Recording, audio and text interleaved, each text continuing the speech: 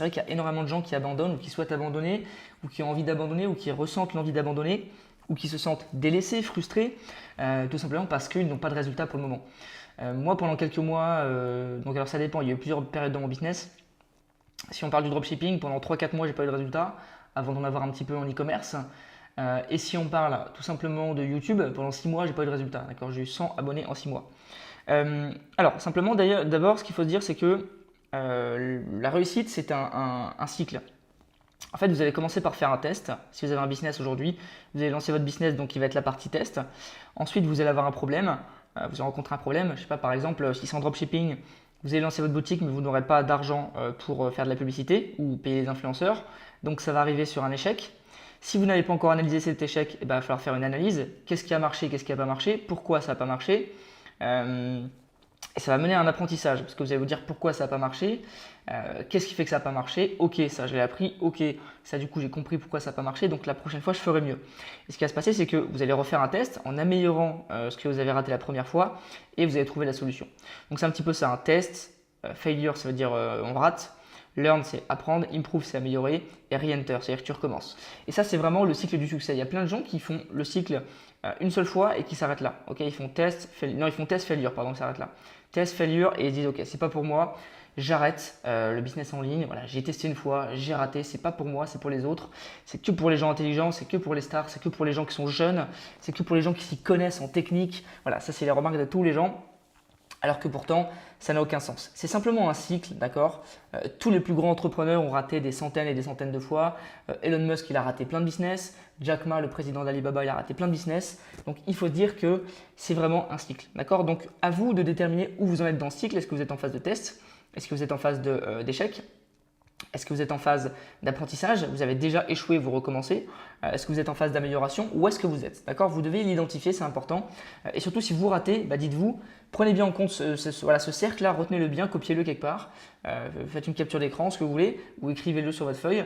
Mais dites-vous bien, quand vous échouez, d'accord, failure, vous dites ok, j'en suis là et faites les étapes là après. Vous allez voir que c'est extrêmement profitable. Vous allez apprendre plein de choses en améliorant et en apprenant de vos échecs. Alors pour tout vous dire, moi, on va aller voir ce que j'ai raté. Hop. J'ai foiré, je vais vous expliquer un petit peu. J'ai foiré un business en dropshipping. Je pense que je l'ai assez dit sur YouTube. J'avais commencé un business en dropshipping avec 100 euros en fait sur Shopify. Et 100 euros, ça ne suffit pas pour démarrer un business en dropshipping. Du coup, j'ai raté tout simplement. J'ai mis 100 euros en pub Facebook et ça n'a rien fait. Du coup, ce que j'ai fait après ça, je me suis dit, j'avais le syndrome de l'objet brillant. Je me suis dit, tiens, je vais arrêter et je vais aller faire un blog. J'ai commencé à faire un blog sur l'entrepreneuriat. J'ai arrêté parce que je ne voyais pas de résultat au bout d'un mois. Je me suis dit, c'est trop long, on arrête. Donc ensuite, j'ai commencé eBay. eBay, j'ai commencé à gagner un petit peu d'argent. Et quand j'ai commencé à avoir un revenu sur eBay, je me suis dit, je vais aller tenter de l'affiliation.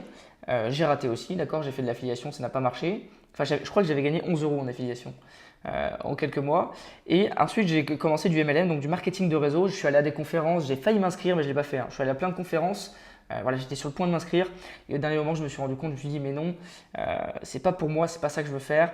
En plus, l'organisation dans laquelle j'allais m'inscrire, c'était pas du tout une bonne organisation. Donc, j'ai bien fait de pas le faire.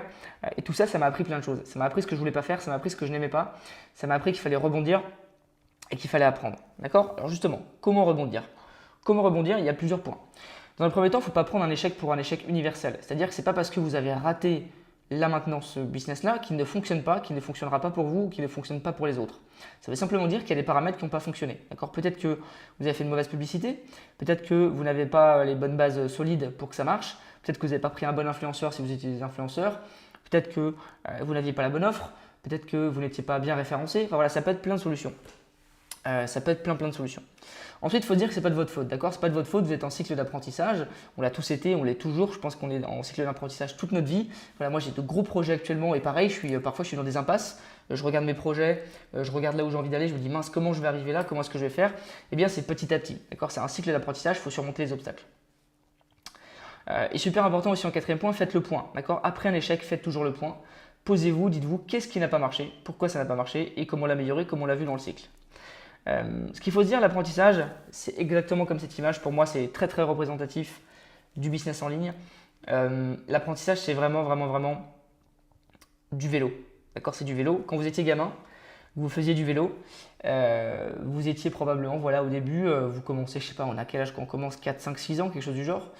Vous allez sur le vélo, au début, bon, vous mettez des roulettes, vous tanguez un peu, vous tombez un peu avec vos roulettes, mais ça va parce qu'il y a les roulettes. Et puis ensuite, vous enlevez les roulettes, vous commencez à y aller sans les roulettes, et là c'est le drame, c'est la gamelle, tout ça. Et comme sur le gamin sur la photo, on se râpe un peu les genoux, on se râpe un peu les coudes, on pleure, mais on recommence. On recommence parce qu'on a un peu l'insouciance de quand on est enfant. On a un peu, en fait, quand on est enfant, ce cycle d'apprentissage, on l'a automatiquement. On ne réfléchit pas. On ne se dit pas c'est un échec, j'arrête. On recommence automatiquement parce qu'on a envie, parce qu'on a cette insouciance, qu'on réfléchit beaucoup moins et que c'est naturel.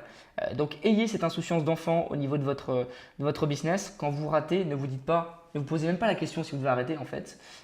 Dites-vous simplement que vous allez continuer ce processus d'apprentissage, que vous allez recommencer jusqu'à y arriver. D'accord ? C'est comme ça que vous avez réussi à faire du vélo et c'est comme ça que vous allez réussir à créer un business. En fait, le problème quand on est adulte, c'est que on se pose trop de questions. On se dit par exemple, ok, mais là, je comprends pas. J'ai raté mon business. Mais attends, si je me relance, ça veut dire que je vais y remettre du temps, plusieurs semaines, plusieurs mois.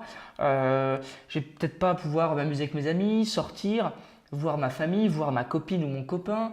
Je vais devoir peut-être investir un petit peu d'argent. Peut-être qu'en fait, ça rime à rien. Peut-être que je vais faire ça pendant 5 ans et qu'au final, au bout des 5 ans, j'aurais rien fait, j'aurais rien gagné. Et peut-être que je vais regretter et me dire que j'aurais perdu 5 ans de ma vie. C'est la réflexion que je me faisais. Et en fait, j'ai réfléchi et je me suis dit, peut-être que ça peut arriver, d'accord? Mais pour moi, quand tu persistes, quand tu es persévérant, ça fonctionne toujours un jour, même au bout de 10 ans. Et surtout, pour moi, je pense que tu vas aussi regretter si tu n'as pas tenté. Et ça va être pire, d'accord? Imagine-toi, dans 5 ans, tu as tenté plein de business et tu n'as pas réussi au bout de 5 ans. Tu vas te dire, merde, j'ai perdu du temps. Mais si tu n'as rien tenté et que tu es toujours salarié, qu'est-ce que tu vas te dire au bout de 5 ans? Tu vas te dire, putain de merde, j'ai rien tenté, j'ai pas eu les couilles, je suis désolé pour les mots, hein. Je ne suis pas fier de moi, j'ai pas eu le cran, l'audace de me lancer, je suis vraiment, vraiment une poule mouillée, d'accord? C'est ce que tu vas te dire. Et je pense que c'est pire que te dire, mince, pendant 5 ans j'ai tenté des trucs et j'ai raté. Au moins tu seras fier de toi parce que tu auras tenté, d'accord?